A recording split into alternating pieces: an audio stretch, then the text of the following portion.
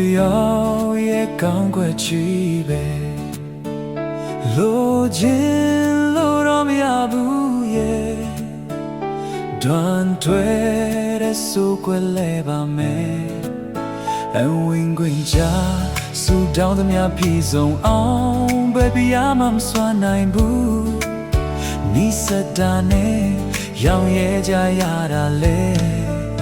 မင်းအသေးပါပဲ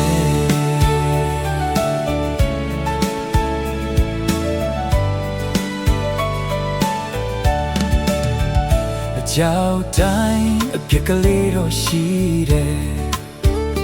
လူတိုင်းချိုးရင်ချက်ရှိမယ်တဘာဝရဲ့သဘောတရားတစ်ခုပါပဲပုံစံတစ်ခုတည်းဇွတ်အတင်းသွတ်သွင်းနေရင်ငကိုရှိရင်ဆွဲကုန်အင်းပျက်စီးမဲ့အရေးပြန်ငယ်ကွက်တင်တာလေမင်းအသေးပါပဲ